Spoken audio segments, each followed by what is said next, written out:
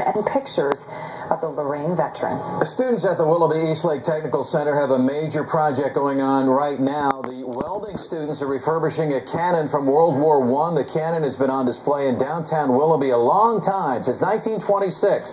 And now the students are trying to restore it to its original state. It's a big job. The refurbishment is one of the big projects the students do every year. During the process, they found old soda cans and dirt they believe to be from World War I. The reason why we say that is we were taking apart the cannon to do a refurbishment for the Willoughby, city of Willoughby, downtown Willoughby. And when we opened up the back of the cannon where the where the recoil of the cannon would be, it would be dug into the ground. And it was the first time that we exposed this area of the cannon since World War I. How about that? Oh. Students are trying to get the refurbishing done by Memorial Day of 2014.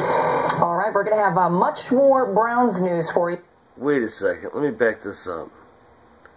Did he say that he found these cans from World War I? One of the big projects the students do every year. During the process, they found old soda cans and dirt they believe to be from World War I. The reason why we say that is we were taking apart the cannon to do a refurbishment for the Willoughby, city of Willoughby, downtown Willoughby. And when we opened up the back of the cannon where the where the recoil of the cannon would be, it would be dug into the ground. And it was the first time that we exposed this area of the cannon since World War I.